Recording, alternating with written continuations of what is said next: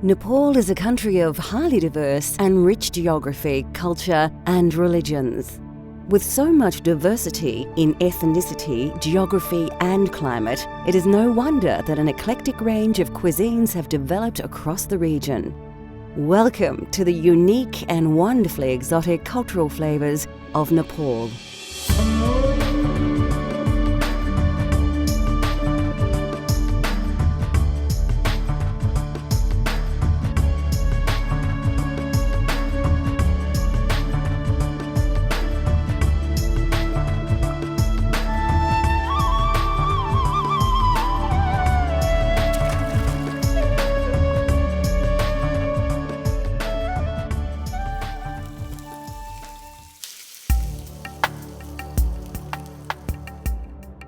Nepal is bordered by China to the north and India to the south. The mountainous north has 8 of the world's 10 largest mountains, while the fertile and humid soil is heavily populated with peoples of various castes and ethnic backgrounds. Even the climate has as much as 5 seasons in any year. Something lot from China, there's Sichuan pepper and there's something like that, and something lot from India. We got garam masala, garlic, and something is flavored on Nepalese flavor. Mustard and fenugreek seed. Long time our generation, Nepalese generation, they long time use fresh garlic, fresh mustard oil. They Nepalese on spice on recipe, something like that. Yeah. And it is no surprise that Nepalese people have taken many influences from their larger neighbours. However, there are still many flavours that have always been unique to Nepal. Even fresh mustard also we grow on the farm. You don't have to buy much from market. And that's why it's all oil and spice, all flavor is very strong and tasty. Yeah, that's why I think Nepali food is very nice. Yeah.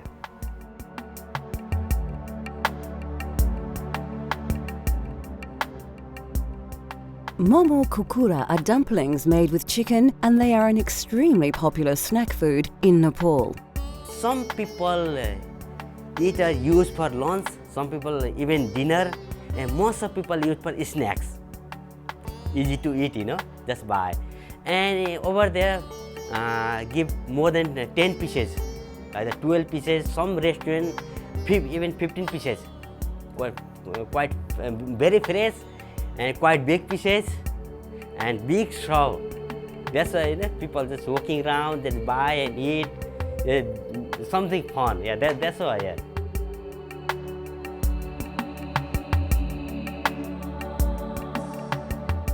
There are 2 stages to this recipe. To make the filling, you need some freshly minced chicken, garlic, ginger, onions, and coriander.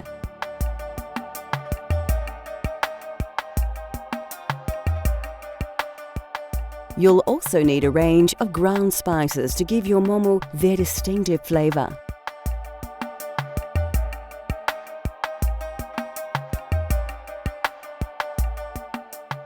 Finally, a few seasonings are added to make these Morris snacks even more mouth-watering. The dough for the momo wrappers is very easy to make and features just a few very common ingredients.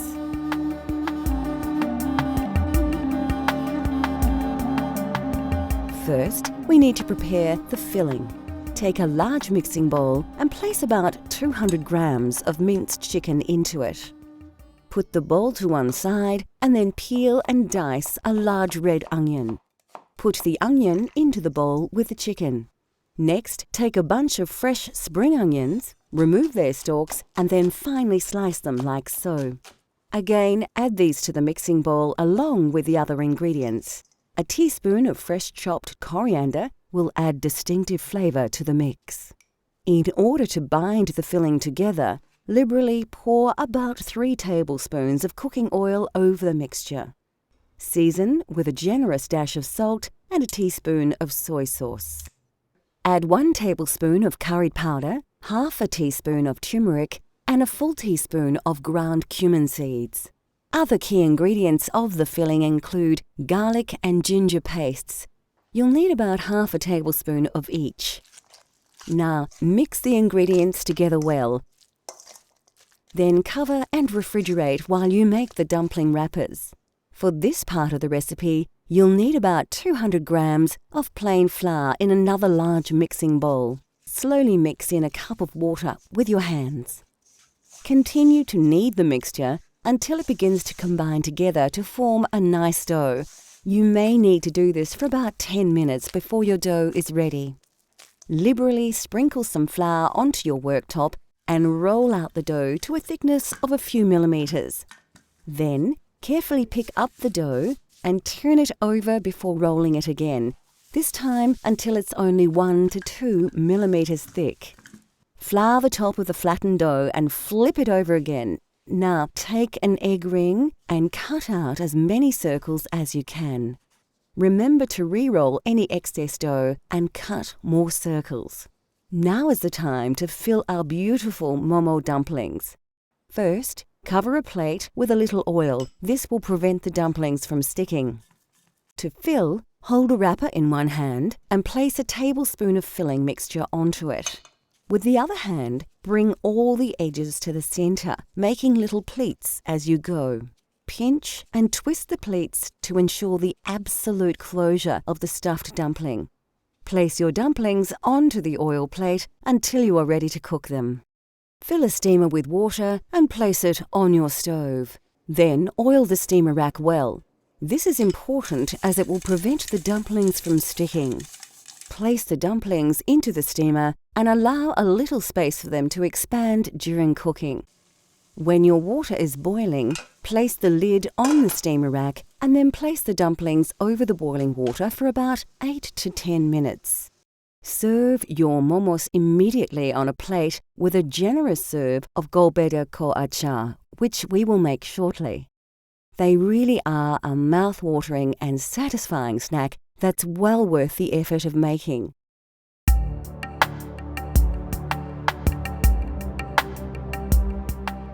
Nepalese cuisine is famous for achar, a vegetable or fruit pickle made from lemon juice, salt, and numerous spices. Homemade pickles became popular across Nepal in the days before refrigeration, as the fermentation process preserved food very well. There is thousands of variety of achar because different culture, different religion, different weather. And hillside, Himalayan side, they like to eat quite hot and flavored because they are very cold. And there's another side, not too cold, different religion, different people. And also, achar is one good for thing. In countryside, even countryside, don't have refrigerator, fridge. In city side, like 20 years, 50 years ago, they don't have fridge, anything. That's why they put some spice and then keep 2-3 days, doesn't go off. That's why they started from that achar is spicy. Now everyone used to eat, used to like. That's why more popular.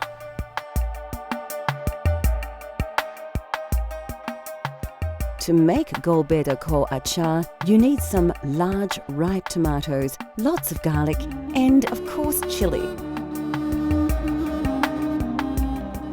You'll also need the juice of a lemon and a bunch of coriander. Spices such as chili powder and Nepalese timur will add an authentic flavour to your achar.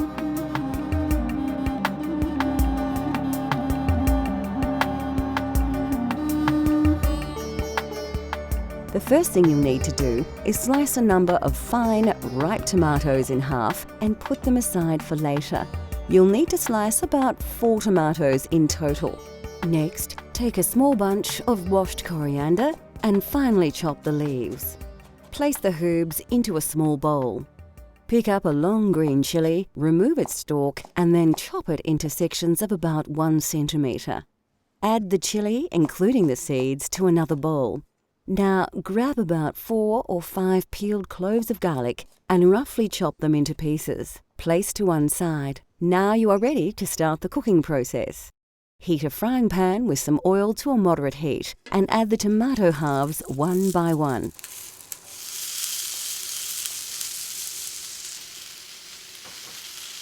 Allow them to cook a little before adding the chopped garlic. Next, add the green chili to the pan and mix the ingredients together.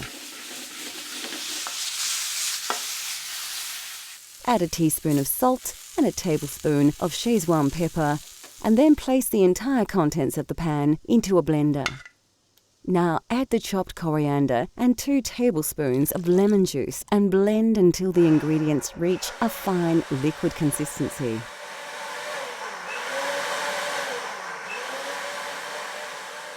And that's it, a simple but very versatile tomato relish that is the taste of Nepal.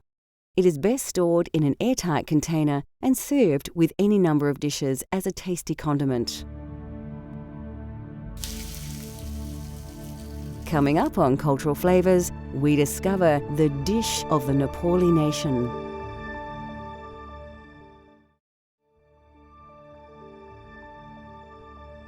In Nepal, it is customary to serve meals on a platter, combining several meat and vegetable dishes, boiled rice, and a variety of condiments. In countryside in Nepal, most people don't use spoon. They use by hand. They eat by hand. So that's why everything keep dal, bhat, tarkari, and rice in the middle. Also chutney. We call chutney, gulbida achar. Indian in Hindi call chutney. We call gulbida achar, and tomato pickle actually, and it's yogurt, something like that. And everything on the plate. Then that's why look nice. Don't need to different curry bowl. A wonderful and extremely popular example of this is dal bhat masu, which literally means dal, rice and meat with gravy. As in India, lentils are an important staple of Nepalese cuisine, and they are commonly used across every region of Nepal. By far, the most popular dish is dal, a spicy soup made from black urad dal, tomatoes, garlic and a variety of ground and dried spices. Bhat, or rice, usually plays a central role in these platters, and it will always be surrounded by a number of other dishes that are served in small separate bowls. Basmati rice is common to the region and noted for its delicate fragrance and flavour. Our dal bhat masu features kukura ko masu, a simple chicken curry prepared with tomato, garlic and ginger. A common alternative to masu is takari, a curry made simply with vegetables. An important ingredient in this, and nearly all Nepalese curries, is a dried herb called jimbu.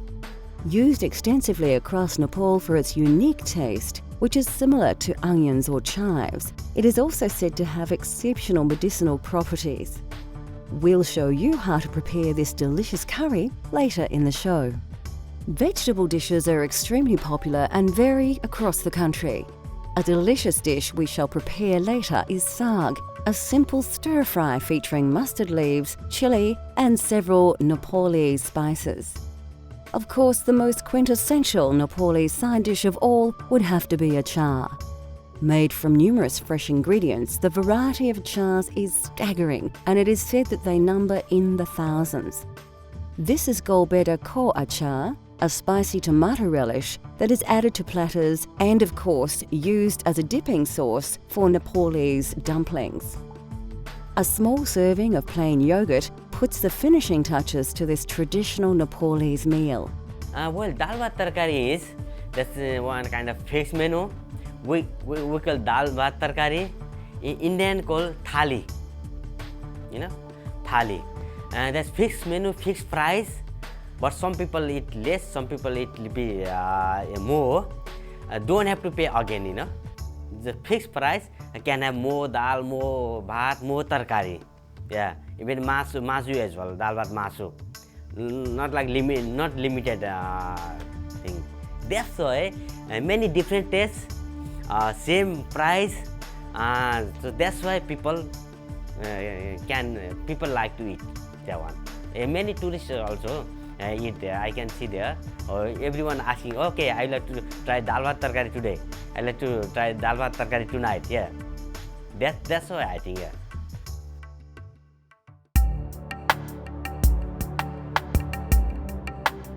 Kokuro Komasu is a simple, slightly salty and lightly spiced Nepali curry made with tender pieces of chicken. The subtle flavours of this dish are very reminiscent of the foothills of the Himalaya. Well, kukrako masu is kukra is chicken, masu is meat. Meat is masu is everything, beef, pork, chicken, beef, everything. But most of people don't eat beef. Nepali people don't eat meat. That's why different religion, also different flavor, different spices. That's why people make and people eat different. Even in Kathmandu, Nepali people, they make meat achar, meat pickle. Nepali people, everything, even they pray or something, they must have meat item. Many things, you know.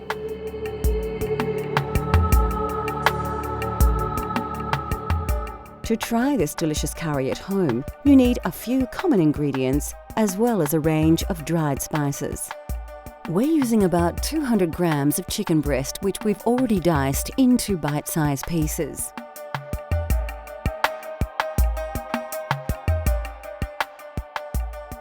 All of these spices should be available from your local supermarket, including Szechuan pepper, which has a slightly lemony flavour and is native to China.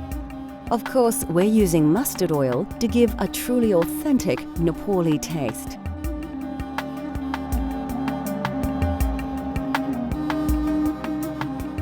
Before starting the cooking process, you need to chop a large red onion and dice a tomato. Like most curries, the secret is to start with a great paste. Pour about 4 dessert spoons of mustard oil into a large saucepan and heat to a moderate temperature. First, put about half a teaspoon of fenugreek seeds and half a teaspoon of cumin seed into the oiled pan. Quickly scoop 1 generous tablespoon of garlic and ginger paste and then add 1 red onion which has been finely chopped. Mix the ingredients well and cook until the onions brown. Take a good pinch of jimbu and a tablespoon of turmeric powder and add to the paste. To add a little liquid, add some chopped tomato. About 1 will do. Now for a few ground spices. You need to add a teaspoon of curry and chili powders, a generous tablespoon of crushed cumin seeds, and some ground Szechuan pepper. Finally, season with a large pinch of salt and then stir the paste very well, allowing the spices to release their exotic aroma. After about 3 or 4 minutes, your paste is ready and you can cook your chicken. Pour in about 200 grams of diced chicken breast and stir really well. We want to make sure that the meat is thoroughly coated with the curry paste. Then cook for another 3 or 4 minutes. Now turn the heat down low and let the curry simmer for about 4 minutes. Give your curry a good stir and then add about 2 tablespoons of coriander. At this stage, your curry sauce will be quite dry, so it's a good idea to add about 1 cup of water. Stir until cooked through, put the lid on the pan and allow to simmer until you are ready to eat. Kokuro Komasu is a tasty curry that is simple to prepare. It comes straight from the foothills of the Himalaya to your very own table for you to enjoy at home. This dish is best eaten with basmati rice or roti.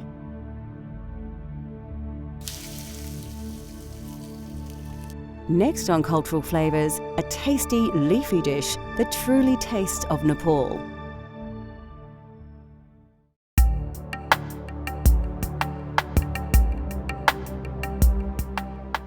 Commonly eaten across most of the Indian subcontinent, saag is a tasty curry dish made with either spinach, mustard leaves and various other greens. Mustard leaf is we call rai ko saag. That's mustard spinach. Because there's mustard leaf every house on garden. The people grow that one. That's why I think it's very tasty, and you don't have to buy to another spinach. So that's why people cooked it. They're very tasty, very soft, very crunchy, and flavored. They cooked quickly, and many people like it. And that's why Nepali people liked and cooked that saag.